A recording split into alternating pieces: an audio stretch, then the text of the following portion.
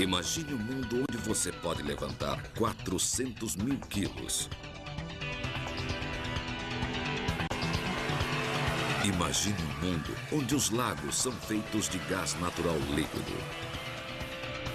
Imagine um mundo onde um único vulcão é maior que todos os vulcões da Terra combinados. Imagine as luas do nosso sistema solar.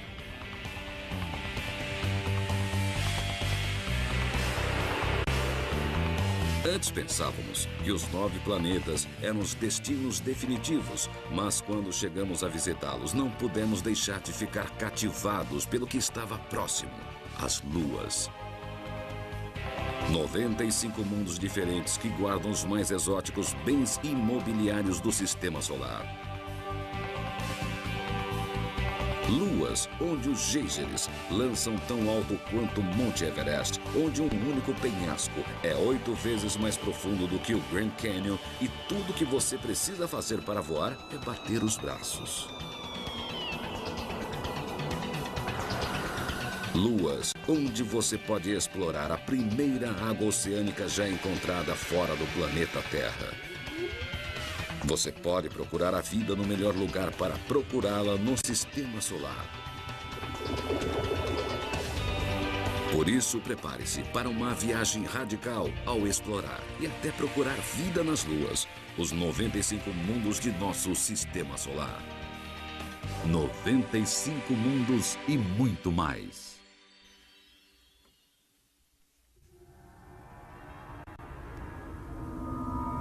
Netuno.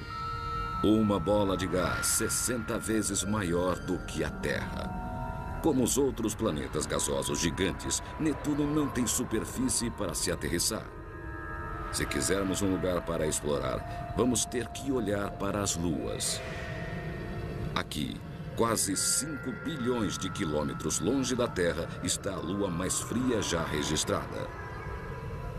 Com quase 240 graus Celsius negativos, chega perto do zero absoluto, a temperatura onde todo movimento para. Se alguma lua pudesse ser uma bola de gelo, seria essa.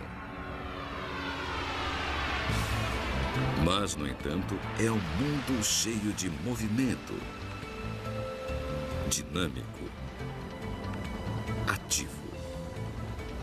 Pode-se até dizer psicodélico.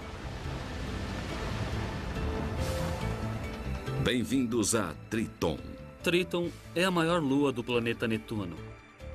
Na franja mais distante do sistema solar, com suas condições extremas, composição exótica e processos geológicos estranhos, Triton é um mundo absolutamente surreal. Na lua mais fria do sistema solar, existem geysers, vulcões. A superfície congelada está viva. Ela tem uma das mais dramáticas incidências de terreno vulcânico de todo o sistema solar. Pode parecer surpresa, talvez, porque uma bola de gelo e vulcanismo não parecem combinar, mas, na verdade, a forma de vulcanismo de Triton envolve gelo derretido. Aqui em Triton estão os primeiros vulcões de gelo que já foram encontrados. Os vulcões começam fundo no subsolo, onde o fraco calor interno de Triton transforma o gelo em líquido. Menos denso, o líquido sobe à superfície, criando uma erupção explosiva que banha a lua não com terra derretida, mas com gelo derretido.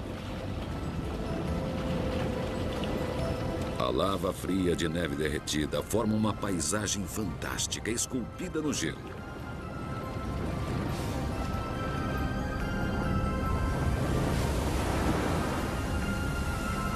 Mais surreal ainda do que os vulcões de gelo são os poderosos geysers de Triton. Na Terra, os geysers são feitos de água fervente. Em Triton, os geysers são feitos de nitrogênio fervente. Por mais estranho que pareça, o nitrogênio pode ferver a 195 graus abaixo de zero. Tão frio que tudo que conhecemos poderia quebrar como vidro e mesmo assim tão volátil que pode produzir os mais fortes geysers que o sistema solar já viu.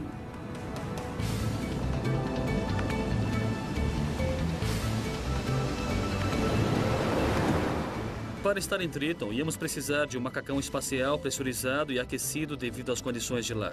Se você fosse burro bastante para descer de sua nave em Triton sem um traje espacial, sua cabeça iria explodir em 3 segundos.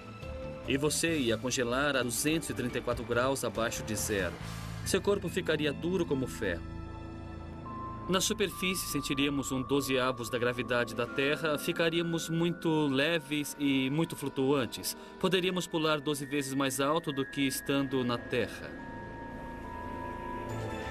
E para os corajosos de verdade, um novo esporte: mergulho no geyser. Seria interessante descer nos buracos, se você se atrevesse. Haveria todo tipo de reverberação com o gás supersônico espirrando para fora.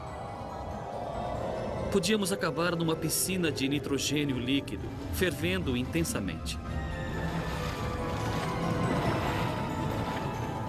Quando o nitrogênio ferve, produz um vapor que se expande centenas até milhares de vezes em volume.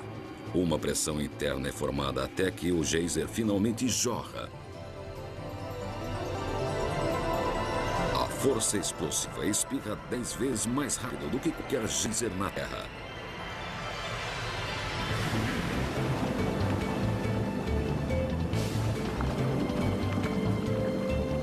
Quando atinge 8 quilômetros de altura, mais ou menos da altura do Monte Everest, o geyser escurecido pelo carbono é tosado num ângulo reto pelos ventos da grande altitude de Triton. Um desavisado acharia que essa lua tem chaminés.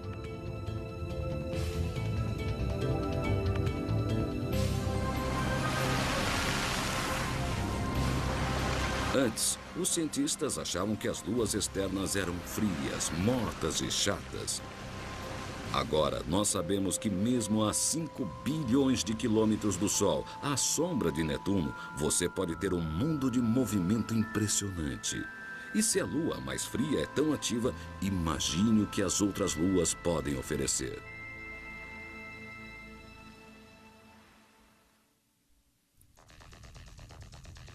Io, de Júpiter. Na órbita de Júpiter está a lua mais quente do Sistema Solar. Os cientistas pensavam que pouco calor poderia haver a 800 milhões de quilômetros do Sol. Mas aqui, a gravidade de Júpiter e de suas outras luas internas espremem, dobram e viram esse mundo até que ele se aqueça como uma fornalha.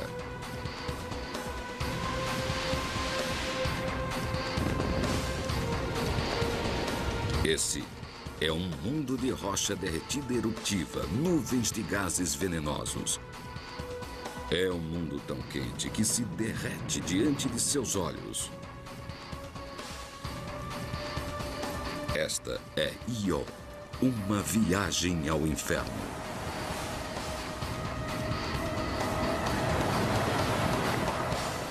A superfície de Io é um lugar extraordinariamente inóspito. Para um ser humano sem proteção na superfície, o primeiro problema seria a falta de uma atmosfera respirável. E há sempre o perigo de ser apanhado numa enorme erupção vulcânica. Vamos desbravar o inferno de Io para visitar 300 vulcões ativos. A atração número 1 de Io seria o velho fiel Prometeu, uma coluna de fumaça constante que manda uma torre de gás venenoso a 80 quilômetros de altura. Aqui está Loki, o maior vulcão do Sistema Solar. Os cientistas ainda não entendem sua estrutura, mas ele gera mais calor do que todos os vulcões da Terra combinados. E Amirani, 480 quilômetros de lava corrente, o fluxo de lava ativo mais longo do Sistema Solar.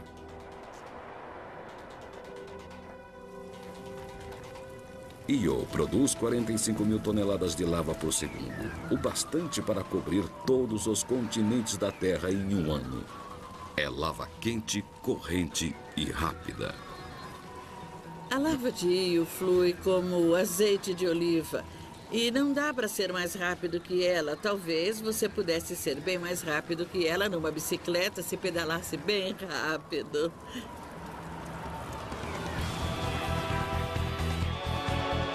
E se você tivesse uma mountain bike, você poderia fazer o passeio da sua vida. Porque Io tem montanhas 2 vezes mais altas que o Monte Everest.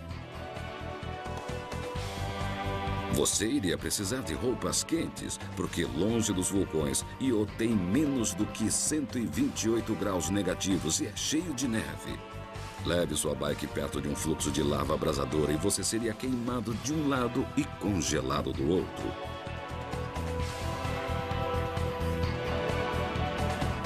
E onde a lava quente atinge a neve fria, você veria uma magnífica coluna de fumaça se lançando a 400 quilômetros na escuridão frígida do espaço. Quando a coluna se esfria, ela retorna à superfície numa neve sulfúrica, como um caleidoscópio. O enxofre muda de cor com a temperatura e com as impurezas. Io é coberto de vermelho, marrom e amarelo e até mesmo verde. Deve ser extraordinariamente belo. No mundo derretido de Io, uma coisa que se poderia fazer era estudar a lava, sua erupção e como ela esfria. É o que esses cientistas estão fazendo aqui no vulcão Kilauea, no Havaí.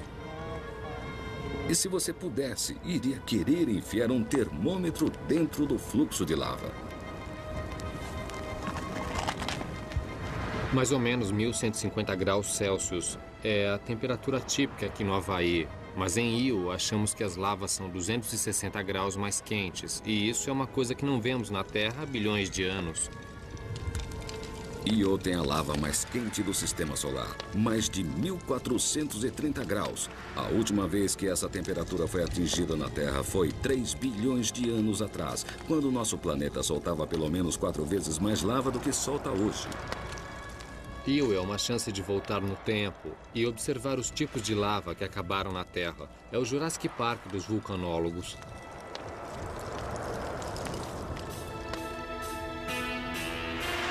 Vamos querer visitar Io, mas os riscos são imensos. Não são apenas os vulcões. Aqui, Júpiter dá um banho de radiação 4.000 vezes maior que uma dose letal. Mas os cientistas acharam um lar seguro para nós. Debaixo da Terra. O maior obstáculo para uma colonização humana de sucesso em Io é o ambiente de alta radiação. Talvez o melhor a fazer seria achar um refúgio subterrâneo. Talvez numa coisa assim, um tubo de lava. Io pode estar cheio de tubos de lava, basicamente um velho encanamento de seus vulcões inativos, e a rocha acima funcionaria como um escudo anti-radiação, mantendo nossa exposição ao mínimo.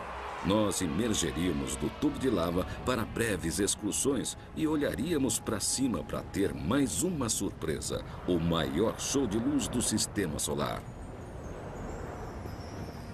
Se eu pudesse estar perto do fluxo de lava em Io e olhando para o céu, o que eu veria seriam gases vulcânicos brilhantes, muito parecidos com os das luzes do norte na Terra.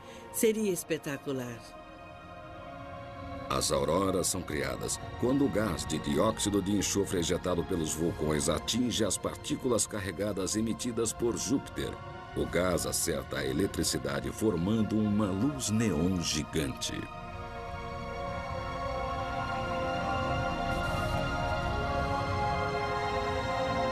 É mais um lembrete de que as 95 luas guardam os mais exóticos bens imobiliários do sistema solar.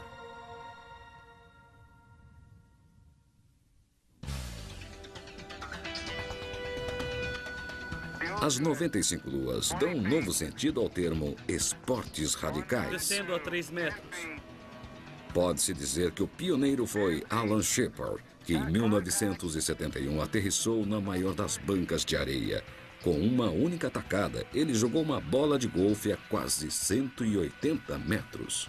Quilômetros e quilômetros e quilômetros. É claro que Tiger Woods poderia ter mandado a bola a quase 2 quilômetros. Phobos de Marte. O próximo mundo onde os homens poderão pousar não é aquele que imaginam. Quando formos para Marte, é provável irmos para uma de suas 2 luas, a pequena Deimos, ou uma luazinha um pouco maior chamada Phobos. Seu tamanho e baixa gravidade tornam a parada aqui mais barata, mais segura e mais fácil de visitar do que o planeta vermelho. Essa rocha do tamanho de Houston, parecendo mais uma batata do que uma esfera, pode ser nosso próximo lar no espaço.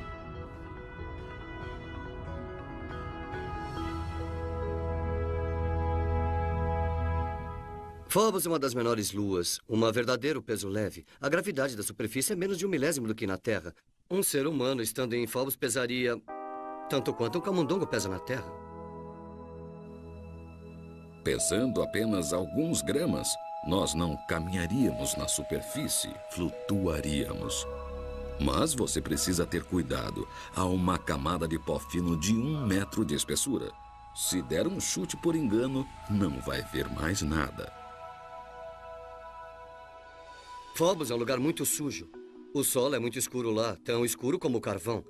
Esse solo é criado pelos meteoritos que bombardearam Phobos durante anos e fragmentam as rochas da superfície nesse tipo de solo de pó e rocha. Se não tivermos cuidado ao chegarmos lá, podemos mexer com essa coisa e fazer uma bagunça danada.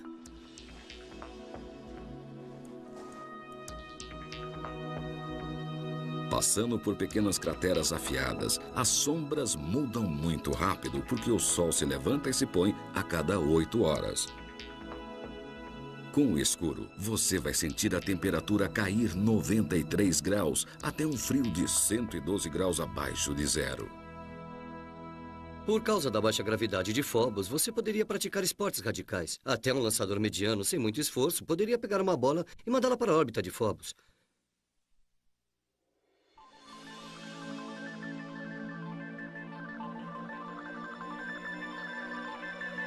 20 minutos depois, ao completar a órbita, a bola voltaria para você pelo outro lado da Lua.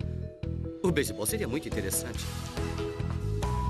E não é só o beisebol. Imagine uma Olimpíada em Phobos. O campeão de levantamento de peso aqui poderia levantar 400 mil quilos. O peso de um avião jumbo totalmente carregado. Um ginasta poderia completar 3.000 saltos mortais antes de voltar ao chão. 25 minutos. Um saltador em altura poderia ir até 1.600 metros no espaço. O ganhador da medalha de ouro aqui voaria para fora de Phobos e entraria em órbita. Na verdade, ele se tornaria uma outra lua.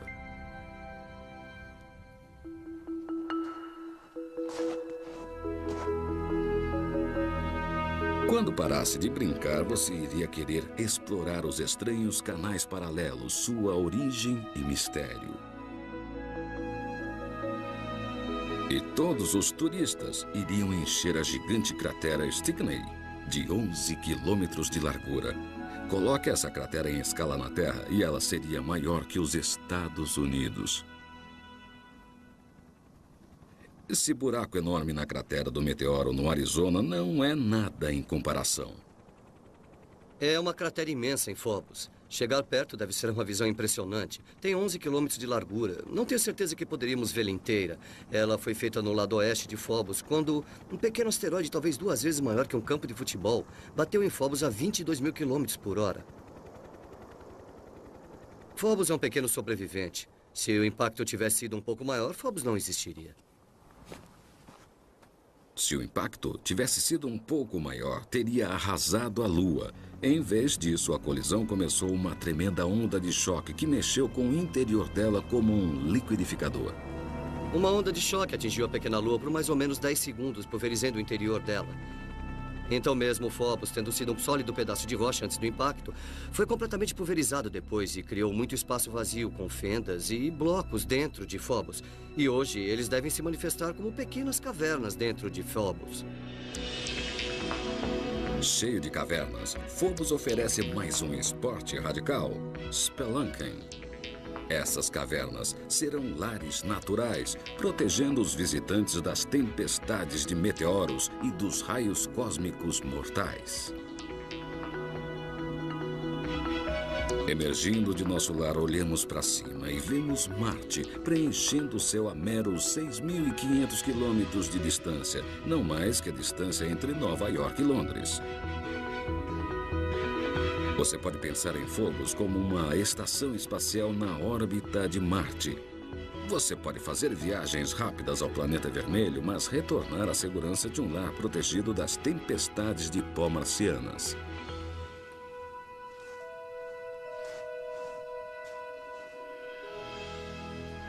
Antes de morrer, talvez vejamos humanos observando Marte de uma pequena luazinha chamada Phobos.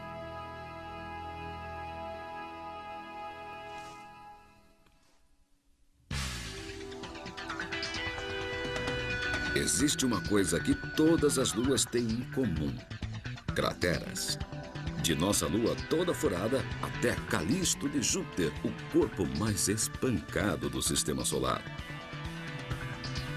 Como a maioria não tem atmosfera para protegê-las, nossas 95 luas são a galeria de tiro do sistema solar.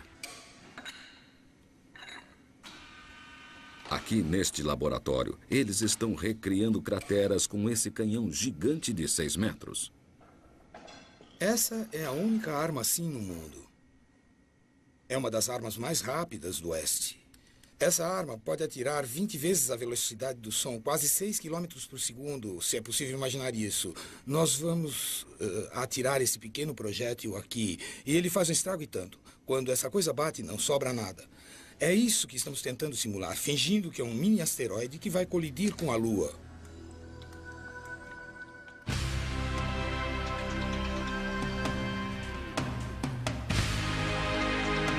O trabalho de Peter Schultz captura o nascimento de uma cratera. Ele pode mudar o ângulo do canhão e pode atirar em materiais diferentes.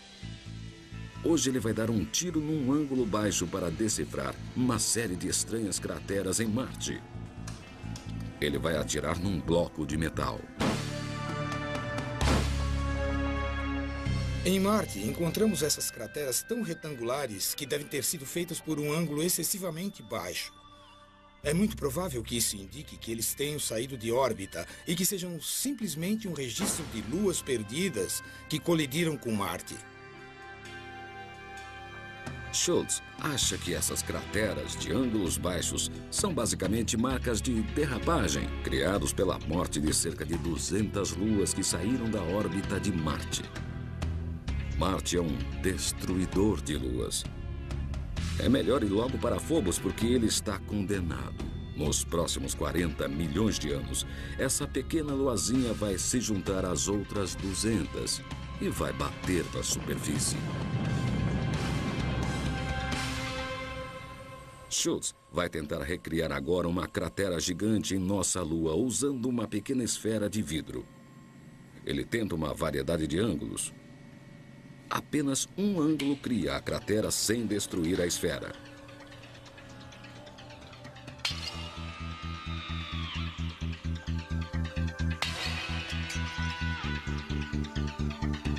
Essa fratura é incrivelmente similar a Aiken, a maior cratera de impacto do sistema solar. Tão grande que cobre 15% da superfície da Lua.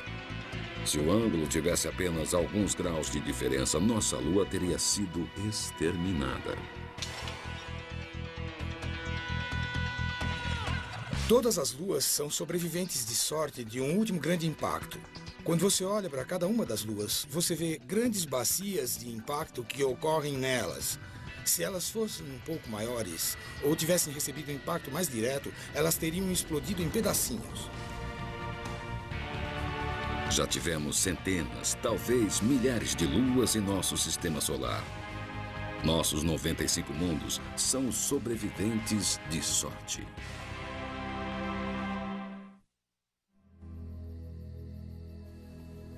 A Lua da Terra.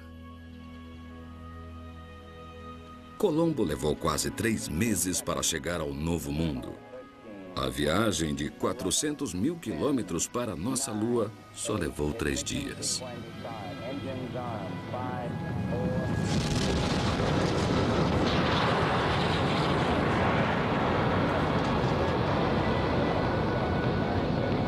usamos uma tecnologia relativamente primitiva, como computadores com menos poder que as calculadoras de bolso de hoje. Mas num rompante de exploração, nós provamos que tínhamos o know-how para visitar outro mundo.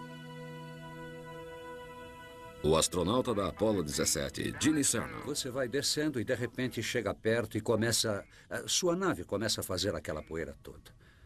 Acho que o momento mais silencioso de toda a minha vida foi quando de repente todos os motores pararam e nós aterrissamos na Lua. Olhamos para fora e havia um silêncio, uma imobilidade. Estávamos em outro mundo. Estávamos vendo o que nunca tinha sido visto por um ser humano desde o início dos tempos. Quando eu saio para a superfície em Taurus Latrow... Cernan é um dos 12 únicos seres humanos que andaram num outro mundo. O que ele encontrou foi uma paisagem sem ar e estranha.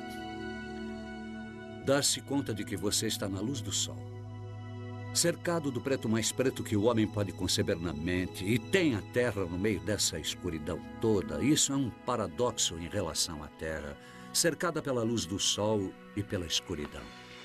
Eu vou te contar. Os astronautas lutam com a gravidade reduzida a 1/6. Isso não está funcionando muito bem. Isso é o que se chama de cair no trabalho. Agora eu consegui. Jack Smith está tendo problemas. Que droga. Até que descobrem um novo jeito de dar a volta. Nosso computador diz que para ir de um ponto ao outro não faz sentido andar. Nós pulamos. Essa é a melhor forma de andar. Eu pulava pelas encostas de um desses montes que nem um garotinho. Quando eu estava na 4ª ou 5ª série, eu costumava pular. Não fazia sentido andar. É um tipo diferente de passeio. Os astronautas coletaram as rochas mais antigas já encontradas. Algumas com até 4,5 bilhões de anos. Elas são estranhamente muito secas, como se você pegasse uma rocha da Terra e assasse até que a água evaporasse. Na segurança de um módulo lunar, Cernan examina essas rochas assadas com todos os seus sentidos. Uma das coisas que me chamaram a atenção foi que elas tinham cheiro de pólvora queimada, como quando você atira com um rifle ou uma arma muito familiar.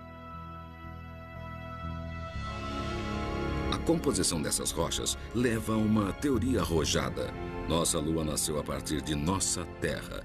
Os cientistas acreditam que há 4,5 bilhões de anos, um objeto do tamanho de Marte bateu na Terra, liberando uma energia incomensurável. A colisão jogou 70 trilhões de toneladas de rocha no espaço.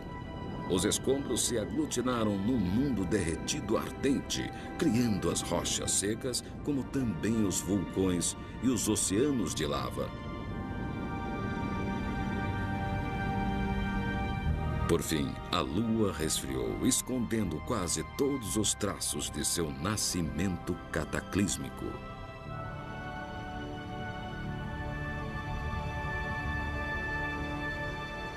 Oh, ei! Nesse mundo cinza poderoso, Cernan ajuda a descobrir um pouco de cor, solo laranja. Eu mexi nele com meus pés. Sim, eu estou vendo daqui, é laranja.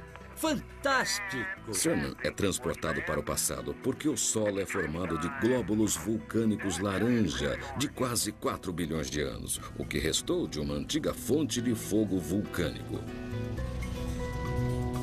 São uma lembrança de que esse mundo aparentemente morto teve um nascimento ardente. Em 14 de dezembro de 1972, Gene Cernan deixou a Lua. Foi o último homem a visitar um outro mundo. O desafio americano de hoje ajuda a forjar o destino do amanhã. A viagem dele é a prova de que temos a tecnologia e a coragem para visitar as luas. E se pudermos chegar à nossa Lua usando uma tecnologia de 30 anos atrás, imaginem aonde poderemos ir a seguir.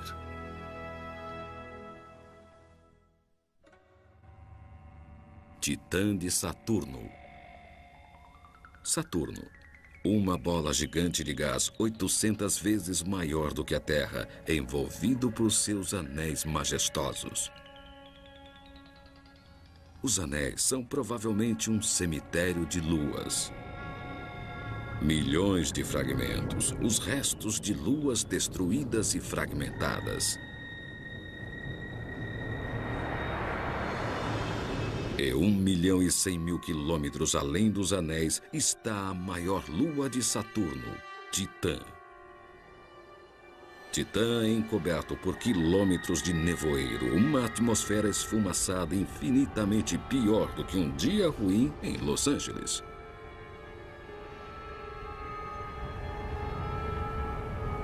A superfície de Titã nunca foi vista. Mas estudos infravermelhos indicam que quando entramos na atmosfera, encontramos um mundo estranhamente familiar.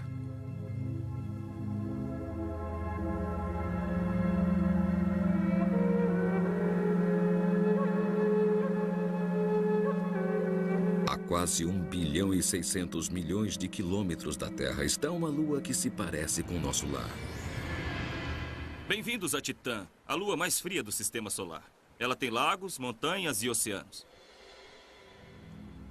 Titã pode parecer com a Terra, mas os lagos são feitos de gás natural líquido a 184 graus abaixo de zero. É tão frio que congelaria sua pele, arrancando-a de seu corpo. Mas com a roupa certa você poderia se divertir nadando no mundo com apenas 1/7 da gravidade da Terra. O legal de se nadar em Titã é que, pela gravidade ser baixa, você poderia saltar fora d'água como um golfinho. Imagine nadar como um golfinho num lago de gás natural inflamável a 1,6 bilhão de quilômetros da Terra. Mas você ainda não viu nada. Uma forma de explorar Titã seria num balão. Diferente de qualquer outra lua do sistema solar, Titã tem uma atmosfera espessa que torna possível o voo. Uma atmosfera significa que Titã tem um céu, nuvens, vento e clima, o ar onde se pode flutuar. Na verdade, a NASA já tem o projeto de um balão e há planos para um avião e até um helicóptero. Dentro de 50 anos, pode haver um balão flutuando em outro mundo. Mas em Titã, podemos alcançar o sonho definitivo de voo. O ar em Titã é tão denso e a gravidade tão baixa que um ser humano só precisaria de um par de asas para voar. Usando um par de asas de apenas 3 metros, movidas apenas por nossos músculos, podemos decolar como um pássaro. Podemos subir até as nuvens de gás natural.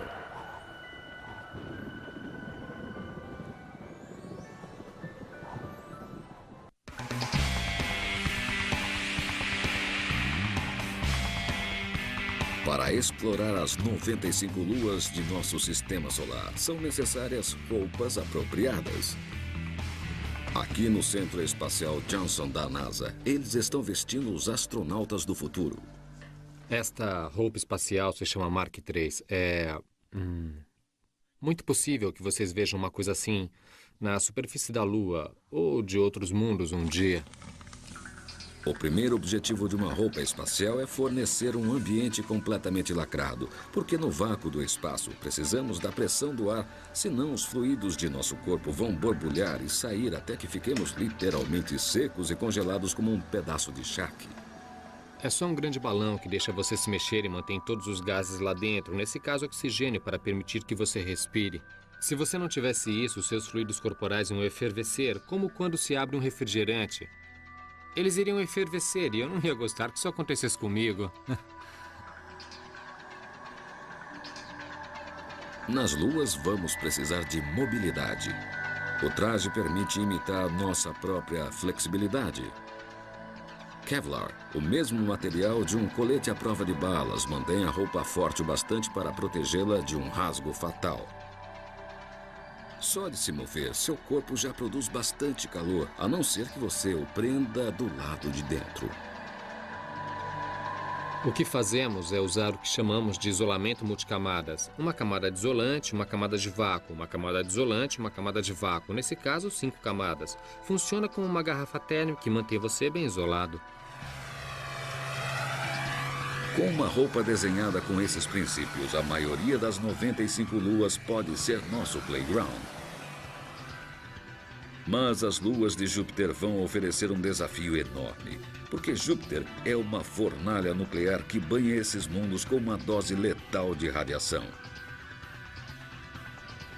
Queremos descobrir uma forma de sobreviver aqui, porque uma dessas luas pode conter o primeiro oceano subterrâneo e a primeira forma de vida fora do planeta Terra. Europa de Júpiter. 95 luas, cada uma oferecendo uma superfície estranha para explorar. Mas na sombra de Júpiter existe um planeta que oferece a possibilidade definitiva, a possibilidade da vida. Essa lua é um pequeno e gelado posto avançado chamado Europa. Nosso Sol, 800 milhões de quilômetros distante, oferece pouco mais calor que um fósforo distante. Europa é fria e desolada, além da imaginação. Na superfície, seria o último lugar no sistema solar para se procurar a vida. Mas, quebrando o gelo, talvez possa existir o primeiro oceano já encontrado fora do planeta Terra. O primeiro novo oceano, desde que Balboa descobriu o Pacífico em 1513. Acho que a maior surpresa seria que uma lua pudesse conter um oceano. Um oceano de verdade que poderia ser um ambiente adequado à biologia. E isso é de virar a cabeça. Se tivesse que apostar em um ou outro, eu diria que é mais provável que haja vida em Europa do que em Marte. Acho que pisar em Europa seria uma das experiências mais marcantes da minha vida. Um lugar onde, debaixo dos seus pés, poderia existir vida. Será um desafio visitar Europa. Aqui, Júpiter manda uma cruel chuva de radiação que cozinha a vida como micro-ondas. E as temperaturas são de 156 graus abaixo de zero. Para explorar a Europa, vamos precisar de um tipo de tanque. Esse veículo especial para explorar a Europa vai ter que ser revestido de chumbo para me proteger da radiação.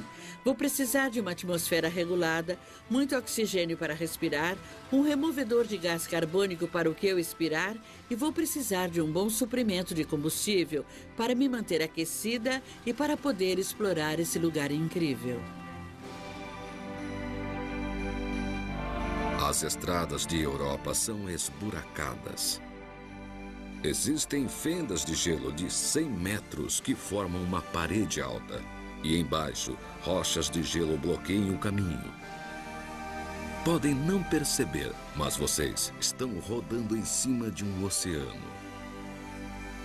Rodando num oceano congelado através de um labirinto de gelo amontoado tão duro quanto o concreto. É melhor dirigir com cuidado porque fendas profundas e perigosas podem se abrir debaixo de seu veículo. Algumas fendas em Europa se estendem por 1.600 quilômetros pela superfície. Na verdade, algumas delas iriam de Los Angeles a Nova York. E elas se propagam a 5 quilômetros por hora, mais ou menos na mesma velocidade que uma pessoa anda. Europa é cheia de fendas tão profundas quanto o edifício Empire State. Andando por elas, você pode olhar e ver o oceano vindo de baixo. Em Europa, Júpiter exerce forças de maré, que distorcem todo o corpo. Então a Lua toda é esticada. E quando isso acontece, a superfície fica estressada, fria, e as fendas começam. Então você pode ter uma fenda assim em Europa, e ela vai fechar e abrir todos os dias, dia após dia. O empuxo de Júpiter está esticando e espremendo o interior desta lua, criando calor bastante para derreter o gelo subterrâneo. O gelo derretido forma um oceano subterrâneo e água morna sobe para a superfície. Em Europa, você pode visitar não só o primeiro oceano, Mas isso, os primeiros icebergs a serem encontrados fora do planeta Terra.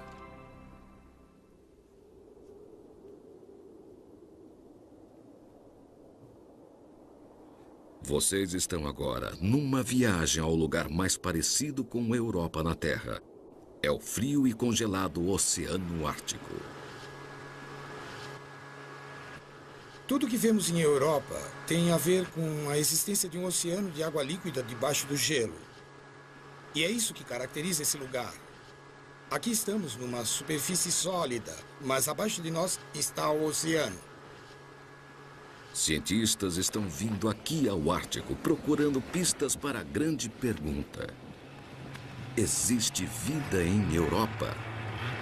Porque se pudermos encontrar vida nesse ambiente radical, então podemos encontrar vida em outro mundo. Esse Oceano Ártico congelado representa um ambiente extremamente radical que nos permite explorar e testar os limites da vida neste planeta, que, portanto, nos permite pensar nos limites da vida em outro lugar, ou se é possível existir vida fora daqui. No frígido Ártico, Jody Dreamin e Hayo Aiken procuram os limites da vida. Eles perfuram gelo na temperatura de 28 graus abaixo de zero, uma temperatura onde nenhum organismo vivo já foi encontrado. A melhor forma de se procurar vida nessas amostras seria pegar uma seção congelada aqui e colocar no microscópio numa sala gelada na mesma temperatura. Pintá-la com uma tinta específica de DNA para que as bactérias se acendam para você e aí, voilá, lá estão elas. Vocês estão olhando para bactérias vivas que respiram, encontradas onde nenhum organismo devia existir, no lugar mais parecido possível com a Europa. Para ser honesta, eu nunca fico surpresa com o que os micro-organismos estão fazendo neste planeta. Temos que esperar que eles sempre façam mais do que pensamos que eles fazem. Temos algumas noções pré-concebidas sobre o que é quente demais, ou o que é frio demais, ácido demais, tudo isso. Mas a cada vez que olhamos e empurramos o limite mais longe, encontramos micro-organismos vivendo alegremente nessas condições. Com a vida florescendo no cruel e congelado Ártico, é possível, talvez até provável, que o oceano de água salgada de Europa, protegida da radiação fatal por uma camada de gelo, seja o lar da maior descoberta de todos os tempos. Num ambiente como esse, você tem uma fenda e a água subindo e descendo todo dia. Posso imaginar muitos tipos de criaturas. Você pode ter algumas coisas que se penduram nas bordas das fendas. Elas poderiam ficar centímetros abaixo para fugir da radiação. Mas, contanto que estivessem alguns metros do topo, poderiam receber a luz do sol para a fotossíntese. Outros organismos poderiam querer flutuar com a água e chegar perto do topo e, no dia seguinte, voltar para baixo. Só ir para cima e para baixo com fluxo. Logo vamos poder saber se existe vida em Europa. Os cientistas da NASA estão projetando um protótipo chamado Creelbot para explorar o oceano da Europa. O Creelbot vai aterrissar na superfície, mas esse é só o início de sua viagem incrível, porque ele vai acionar um aquecedor nuclear e começar uma lenta descida pelo gelo, derretendo 23 metros por dia. Pode levar 6 meses para atravessar o gelo espesso.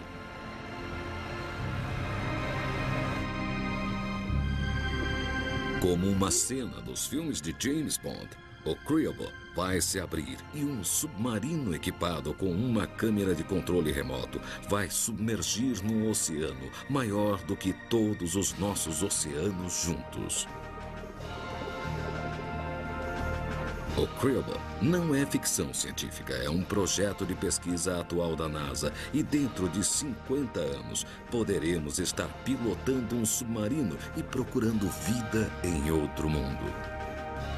Quando falo com os meus amigos sobre procurar vida em outro planeta, eles sempre imaginam Klingons ou algo assim. Eu ficaria muito satisfeito com micro-organismos. Isso, para mim, seria uma das descobertas mais profundas que já fizemos. É uma sopa orgânica que está cozinhando há 4,5 bilhões de anos. Essa mesma sopa na Terra cozinhou menos de 1 bilhão de anos e nos deu a vida. Se eu tivesse que apostar, diria que há uma chance de haver alguma coisa interessante acontecendo na Europa.